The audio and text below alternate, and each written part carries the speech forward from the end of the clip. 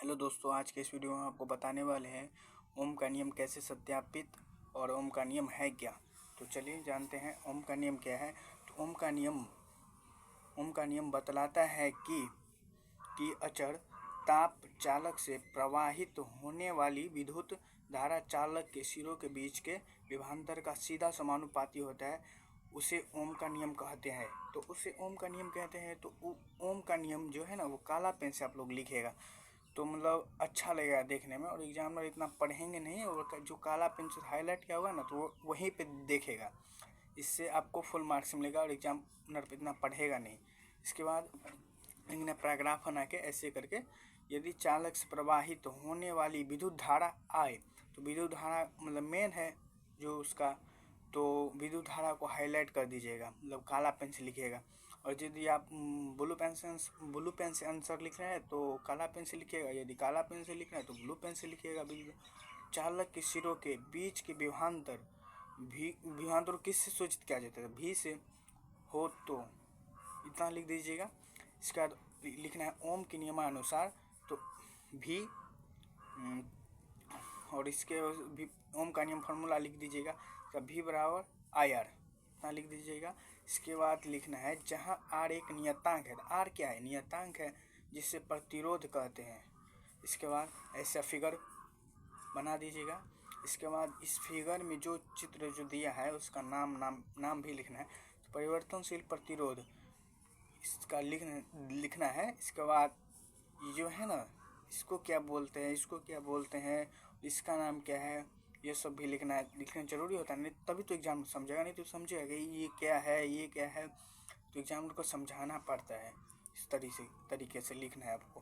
तो इसको क्या बोलते हैं? बैटरी। और इसको क्या बोलते हैं? यहाँ पे है जो दाब कुंजी, इसको ए को क्या बोलते हैं? एमीटर बोलते हैं। भी को क्या बोलते हैं? वोल्टेज, बोले भी वोल्टेज।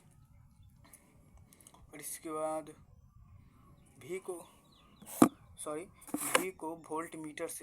को वोल्ट मीटर बोलते हैं। से मिस्टेक हो गया बोलने में, भी से। और इसको क्या बोलते हैं? Volt meter. आई को क्या बोलते हैं? धारा। ऐसे चित्र आप लोग एग्जाम में भी ऐसे ही बनाइएगा। इसके बाद आगे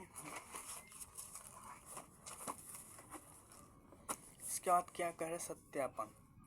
तो ओम के नियम को प्रयोग द्वारा सत्यापित करने के लिए एक तार, वोल्ट मीटर, एमीटर, परिवर्तनशील प्रतिरोध, सारे उपकरणों को चित्रानुसार सजा दिया। यहाँ पे देखते हैं, ऐसे सजा दिए हैं, इसी के चर्चा के बारे में बोल रहे हैं। तो अब दाब कुंजी को दबाकर धारा प्रवाहित करेंगे और एमीटर में धारा आई, मतलब लिखना है आई धारा को किससे सूचित किया जाता है का मान, तथा वोल्ट मीटर में विभवांतर का मान देखेंगे।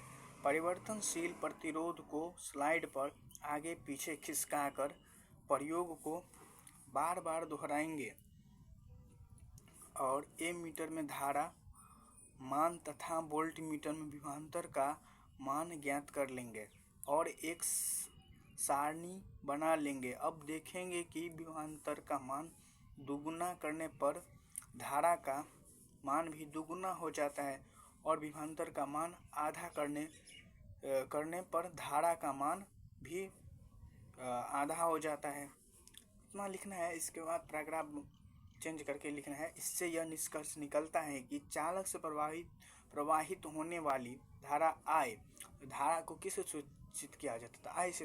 इतना लिखना है। उस चालक के सिरों के बीच की विभवांतर का सीधा समानुपाती होता है। तो इस प्रकार आपको ओम का नियम लिखना है, जैसे हम लिखे हैं। तो ऐसे में एग्जामिनर आपको, और इसके बाद भी है यहाँ पे पैराग्राफ ही करके लिखना है। अब भी विभवांतर को एक्स अक्ष पर, धारा आई को वाई अक्ष पर स्थापित करेंगे तो एक सरल रेखा प्राप्त होता है जो ओम के नियम को सत्यापित करता है। ओम का नियम सत्यापित हो गया।